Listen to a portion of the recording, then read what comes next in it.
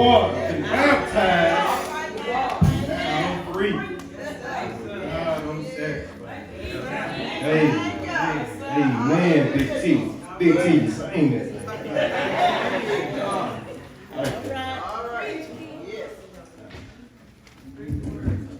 Now, I'm back home. He said, welcome him. I grew up down this way, so I spent a lot of time over there on Evergreen Drive, so I don't feel too much of a visitor. All right. So I appreciate the welcome, though. Man, just seeing the deacons down there brought some stuff back to me. I told my dad I was going to call him out. I remember my dad being over there praying in that same way as a child. So, man, it's wonderful being here. I feel the spirit in this house, man. That's all right. I just can't sit here. Man, if you've been blessed to be here this weekend, you ought to be willing and ready to get over in the house and praise the Lord.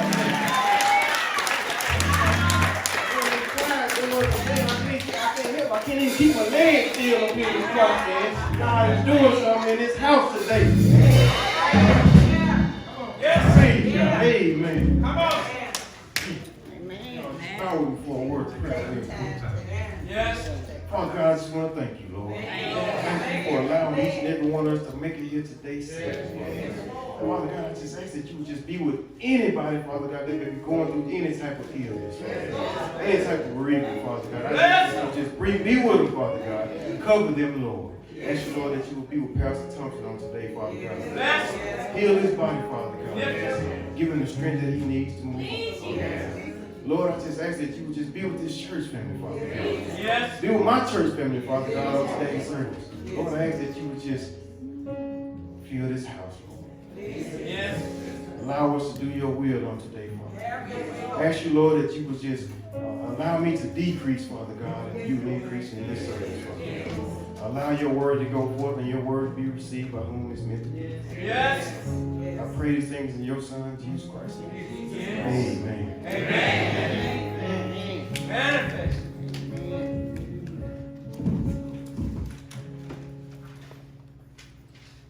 Give it unto God. I just want to give all glory to God. And I do want to make reference to Pastor Thompson in his absence.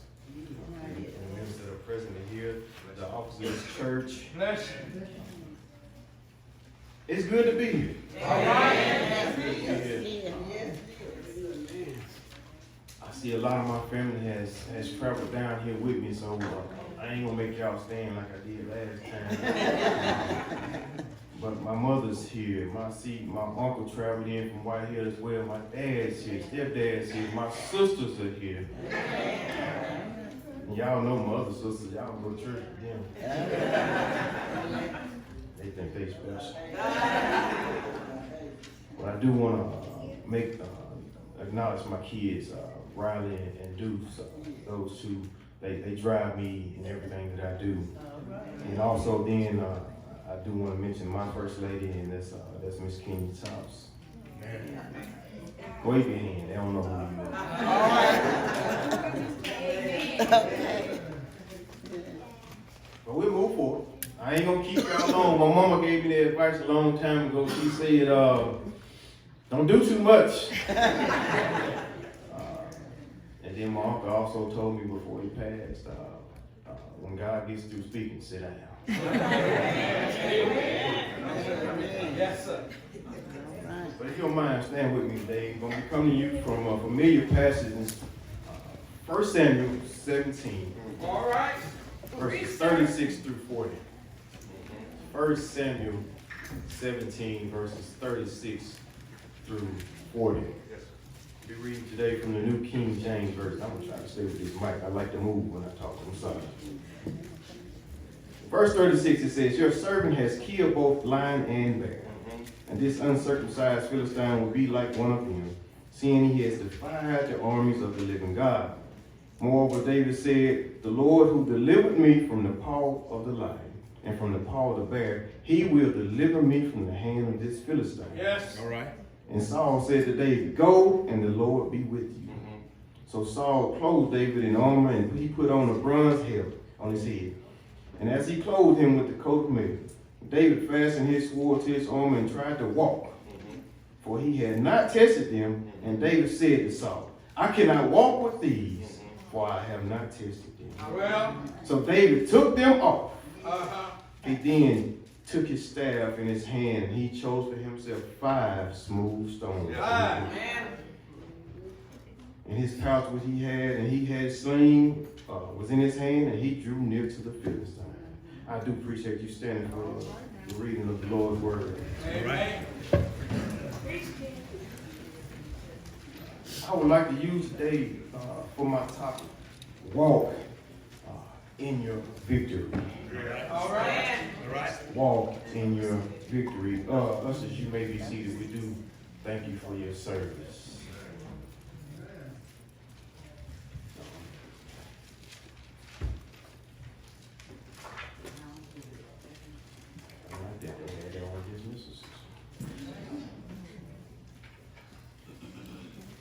Just allow me just a few minutes. I promise you, I won't be long. You'll be one of the first ones eating today. Look at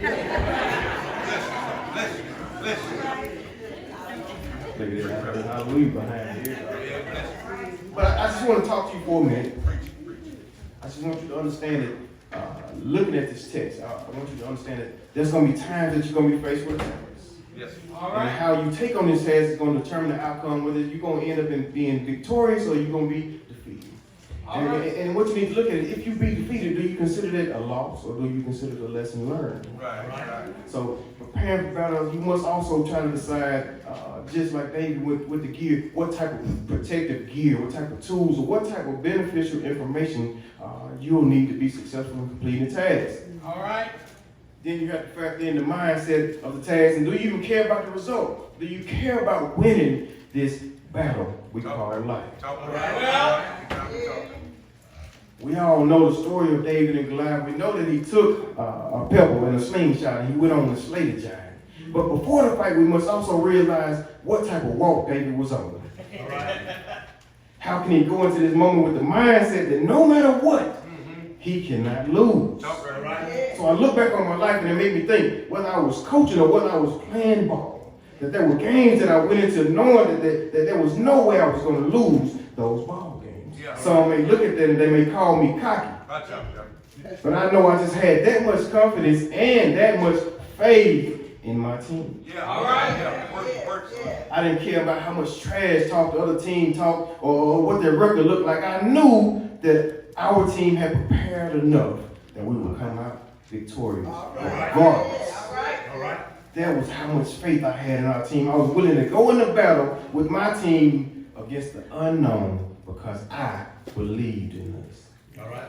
Just like David wasn't afraid to go into battle against the giant because he had that much faith that God would power him to victory. Yes. All right. So I want to look at this the before of this battle, because we all know the end result. I want you to look at the before to determine what type of walk David was on. So we go back and we look at Goliath, and you think about the Philistines on one side of the valley and the Israelites on the other side of the valley with Saul. So Goliath was talking.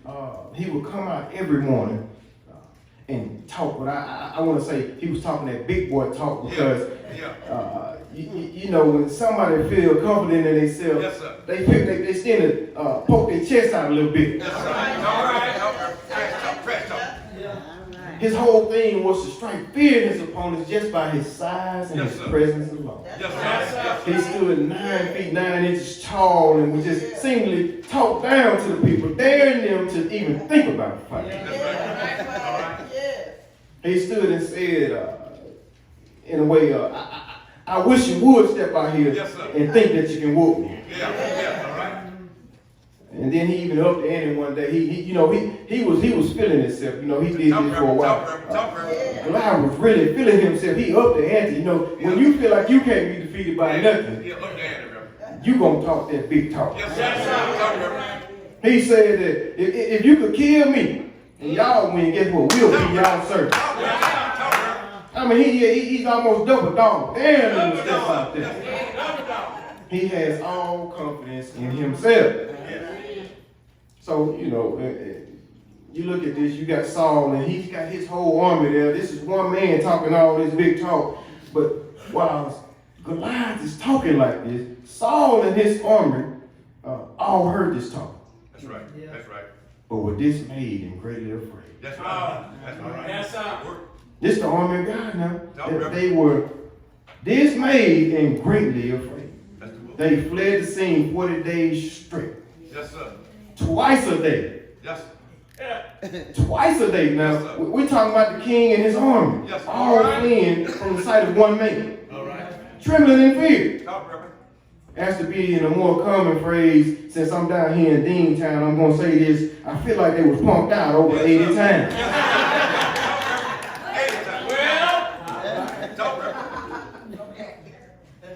Now, I know y'all ain't going to let nobody do that to y'all once, let alone 40 days straight, twice a day. Ain't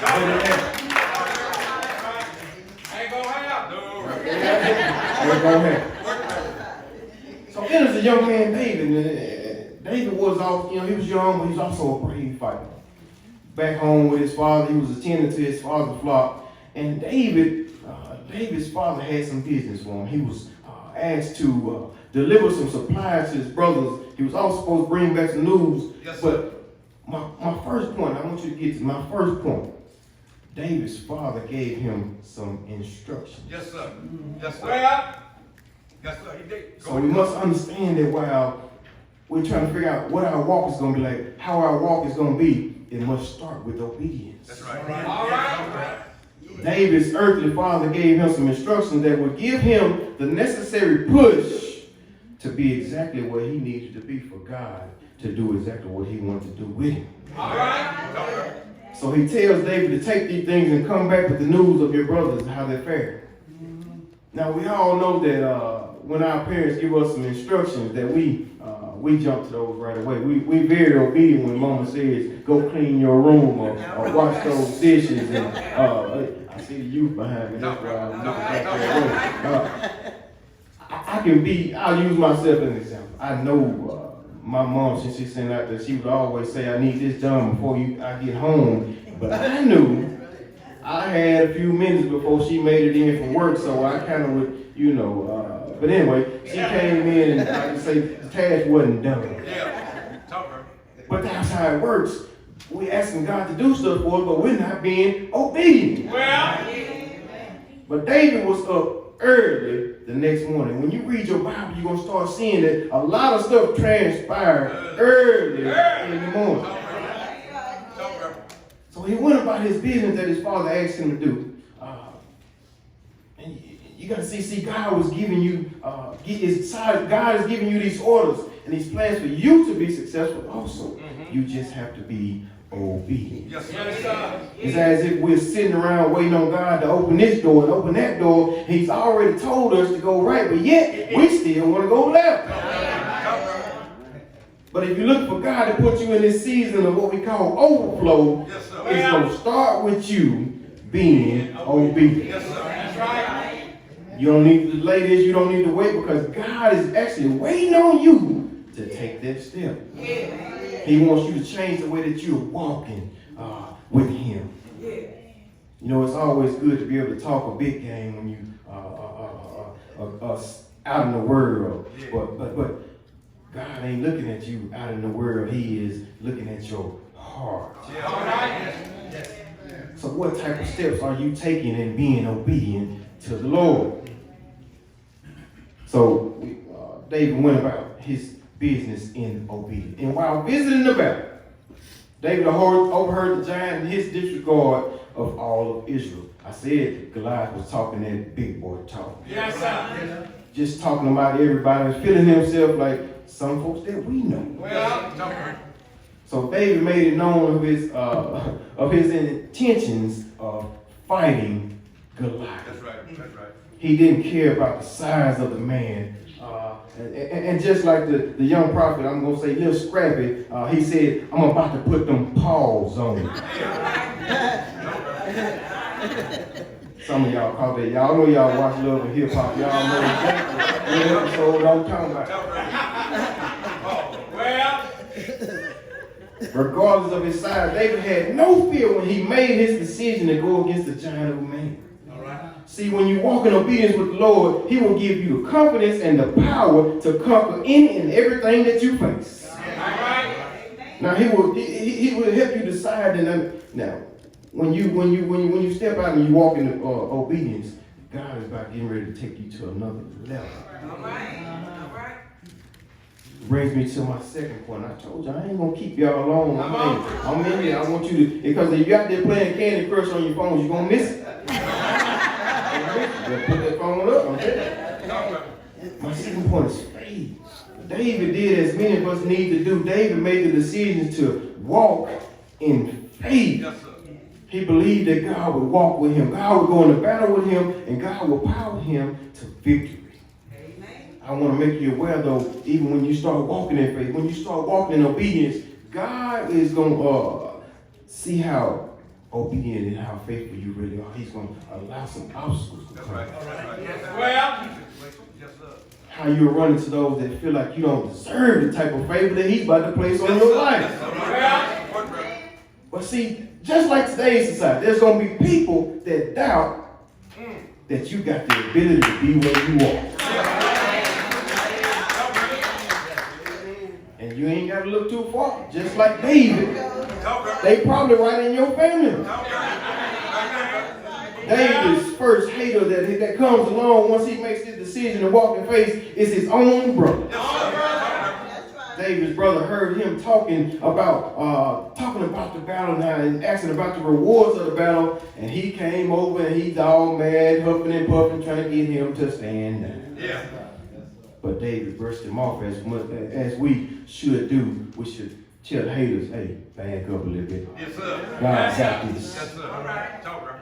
It's the second hater, and this hater right here is very important because he's the king. Yeah. This is Saul himself. All right. Saul told this young man that he couldn't do it because he thought David wasn't even supposed to be there.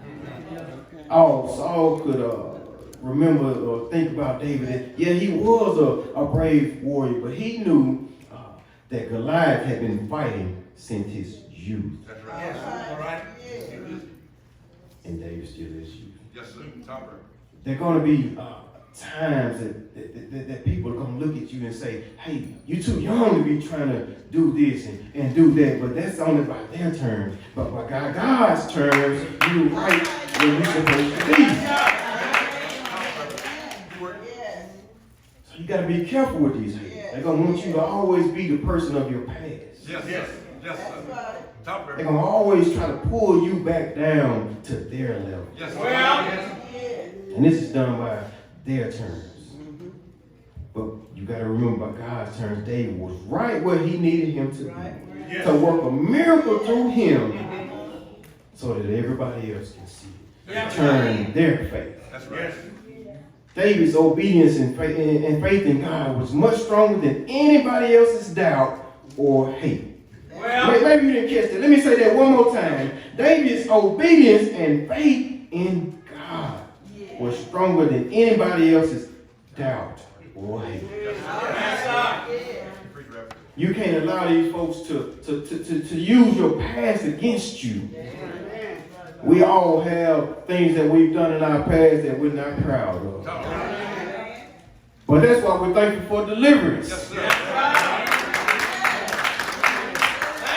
So when we run into these folks that know all your dirt, that know all the stuff that you've done in your past, and they want to try to bring you back down and remind you just how bad you used to be, just walk on off.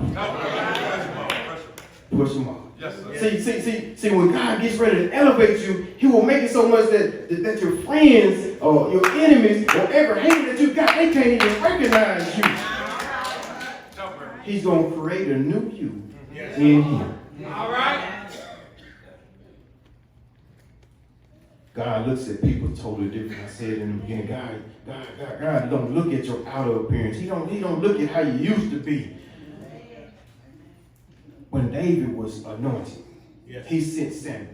God sent Samuel back over in chapter 16, and he said, the Lord said to Samuel, do not consider his appearance or his height, for I have rejected him. The Lord does not look at these things as people look at them. All right. People look at your outward appearance. moments. Yes, sir. But the Lord looks at your heart. So while folks are focusing on your past, all you got to do over is like this over in Psalm 51:10, ask the Lord, create in me a clean heart, oh God, and renew a steadfast spirit within me. Let them continue to focus on what you did in your past and leave them back there. Because not everybody is supposed to go with you in your winning season. But yeah, you know, we got some folks that still waiting around to see what God's going to do, what type of miracle he's going to work in their life. But yet you got to understand, all you have to do, just like in Matthew 7:7, he says, ask and it will be given to you, seek and you will find, knock and the door will be open. God is saying change your walk. He wants you to take strides with him. Let me do something before I move on. Let me define that word strides for you. The first definition of stride means to walk with long, decisive steps in a specified direction. All right. You know, when you see somebody so focused and they walking and you don't quite understand why they walking the way they walking, it's because they walking in such a purpose that you know something is either going on or something is about to happen in their life. That's right. The second definition of stride is cross an obstacle with one long step. See, when you walking in your purpose with the Lord, he will help you stride or cross these obstacles that you thought you couldn't get across. He's going to begin to open up doors in places that you didn't feel like you could go. He's going to elevate you to heights that your eyes couldn't even see. He's going to deliver you from the Goliath that you may face. All right. And all you have to do is walk in your victory. Praise God. Yes, sir. You must increase your walk with the Lord, and he will deliver you from the hands of thine enemies.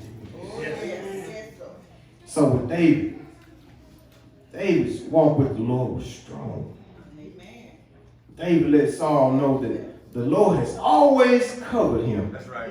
Whether it was slaying a lion or slaying a bear. So you know, once Saul realized that God had David covered, Saul tried to jump on board. You know, once you start winning, you're going to have those folks that's going to try to jump on board and catch your tail and try to rise to the top with you. Get on the bandwagon fans. But anyway, so Saul recognized this, tried to equip David with all the armor that he thought he needed to take in the battle. Yes, sir. But David, you know, being obedient, tried everything on until David realized something. He didn't need any of it. Yes, sir. He had never worn any of it before, and it was going to hinder his walk. When I say this, when you're walking in such a faith as David, you realize that God has already equipped you with everything you need. He's already given you all the tools that you have to conquer whatever obstacle you may face. Yes, sir. But yet you still sitting around here waiting on a miracle to happen, and God is waiting on you to take that step. He's waiting on you to quit going left, waiting on you to quit going right, and follow him. Yes, sir. All you have to do is take that step and walk tall in your faith. Let God power you through. Yes, sir. Yes. And if you still stuck on your past, let me tell you something that happened over in Isaiah 43:18-19. God said, do not remember the former things, nor consider the things of old. Yes. Behold, I will do a new thing. A new thing. So why these folks still trying to bring you back down and talk about your past? Remember, God is about to do a new thing in your life. He's about to elevate you more than you could ever imagine or think. He's going to bless you.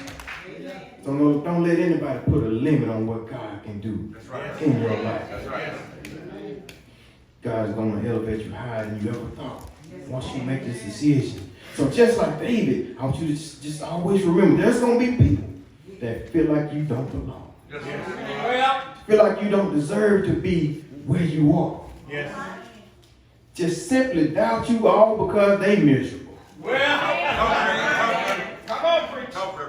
But you must have a faith like David also. Trust that God has put you in this exact place, in this exact church today, at this exact moment, for you to realize that you already possess the power, the faith that you need to be He's been waiting on you to walk in your purpose. And right now, with this faith, God will honor you. Honor God in all you do. Start knocking down all your giants. Walk tall in your faith. Remember also that if it's a Goliath in front of you, then there's a David within you.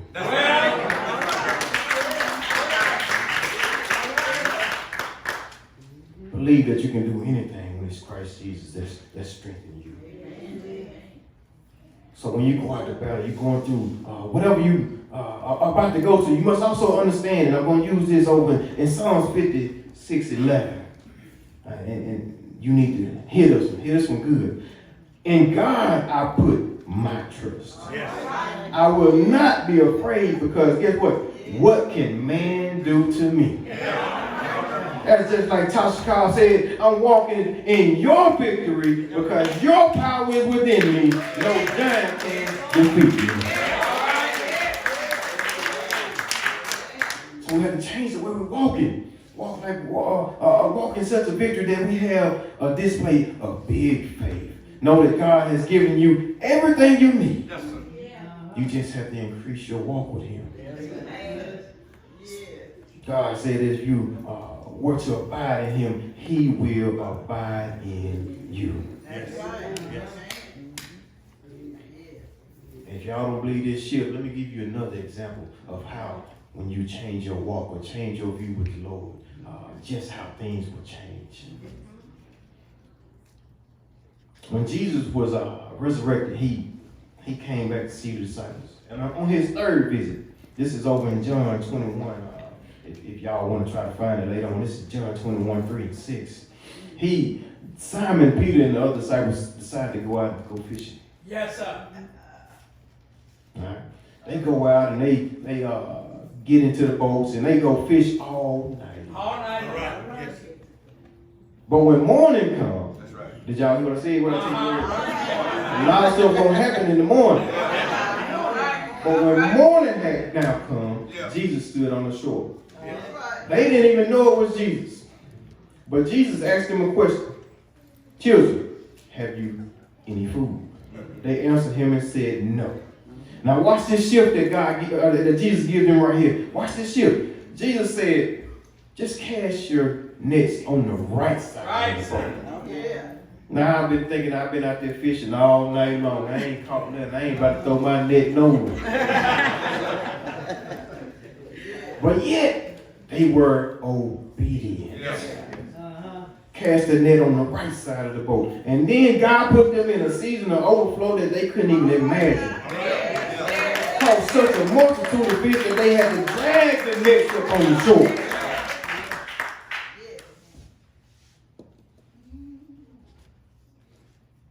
All you got to do is be obedient. Have faith that God is going to deliver you. Watch and see how God is willing to change your life. You got to understand something. That these people are going to try to drag you down. You're going to run into situations where the devil is going to try to tell you, hey, you can't do this. You can't start that business. You can't marry this man. You can't marry this woman. You don't need to be dating this person. You can't do such and such. But the devil is a liar. You got to understand that God is giving you everything you need. You possess the tools already. I guarantee you, there's 3 people in this room right now that wants to start their own business, that wants to do something with their life. You just got to be willing to let God lead you. So whatever giant that you may be facing, whether it's drug dependency, whether it's debt, whether it's your child is acting up. Your husband and your wife, whoever it is, you got to allow God to handle that situation. Whatever giant that may be in your face. Yes. Well, in your presence. Yes. God is willing to deliver you from them. I ain't one of them hooping pastors. So we ain't got to worry about me going to those like that. I just want you to understand something, that God wants us to change the way we're walking. I understand that everybody in here wants to live the life that you want to live, But when you really want to go into your season of overflow, you got to live the life that God wants you to live.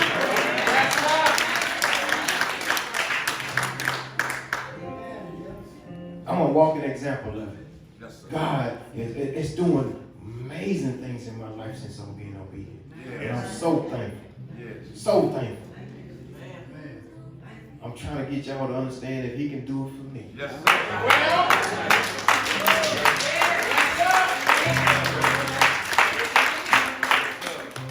If he can do it for me, yes, sir. Yes, sir. It ain't just all for me. Yes, sir. He can do it for you. Yes, sir.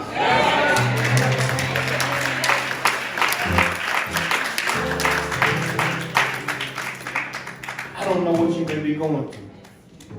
I don't know what type of battle you may be facing right now. I don't know, but God wants you to know. All you got to do is trust him. All you got to do is trust him. You got to be willing to turn your life over to the Lord. I promise you, I don't care if it's your finances. Y'all read Malachi 3, he says, try God now. See when he open up the windows of heaven and seeing you down such a blessing. Overflow so that you can't even store it all. So whatever you're going through, whatever battle you may be facing, whatever giant that you feel like you can't defeat. Try walking with the Lord. And watch him lead you to victory. I thank you. Amen.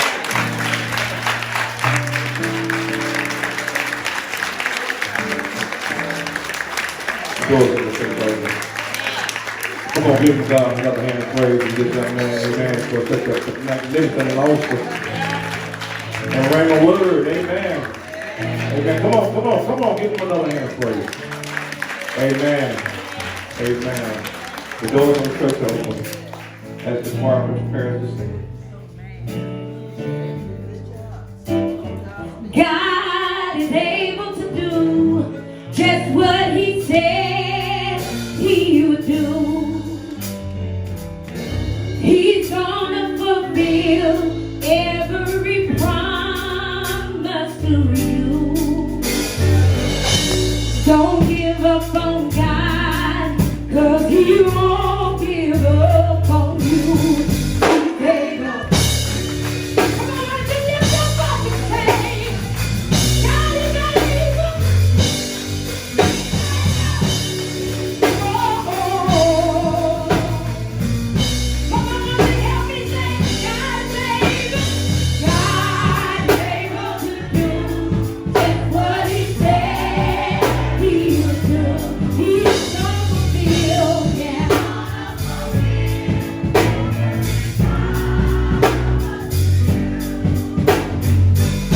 Don't give up on God, 'cause he won't give up on you. He's able. Oh, yeah. He's able. Can you help me do this little part right here?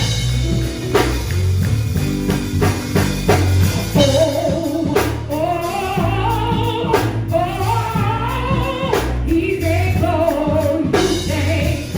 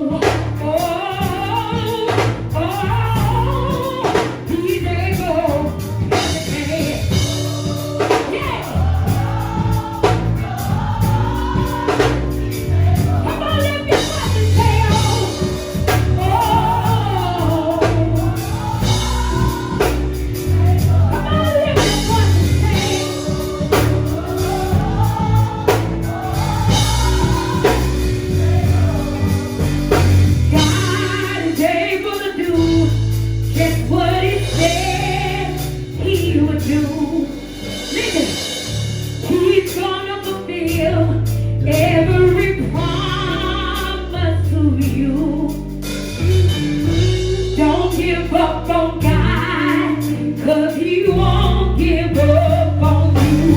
He's able. I don't know about anybody else, but my God is able. My God is able. My God is able. Everybody say God. God is able to do just what He said. He's gonna fulfill.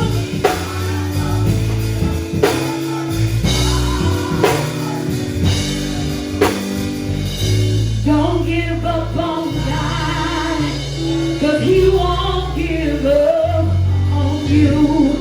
He's able. Hallelujah, hallelujah. Hallelujah, hallelujah. Hallelujah, hallelujah.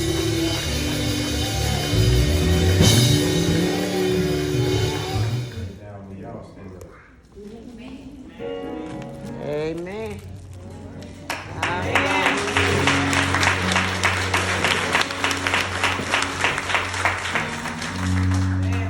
Amen. I just want to tell you, I really do appreciate the invitation. I had a chance to speak with Pastor Thompson this morning, but he did sound very still sick. So y'all just continue to pray for you, Pastor, and I'll do the same. So I do appreciate the warm welcome and the invitation again. If y'all would stand with me for the benediction, we get on out of here. I told y'all gonna get out of here. 11:40, everybody ready to meet everybody to eat.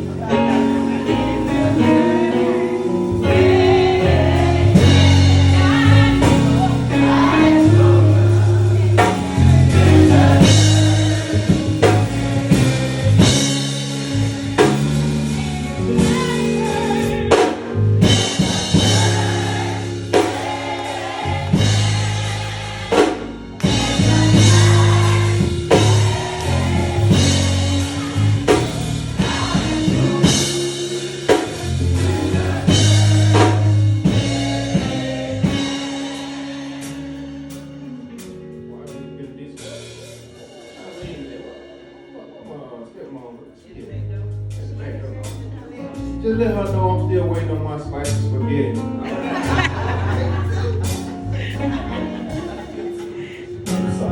That's 5 years. Father God, I just want to thank you for this day, Father God. Thank you for allowing each and every one of us to come into your house, Father God, and worship and praise your name, Father God. I ask you, Lord, that you can just be with every individual here, Father God, as they travel on their way home, Father God. Keep them safe. Be with the drivers on the other side of the road, Father God. Protect us and cover us all. Lord, I just want to thank you, Father God.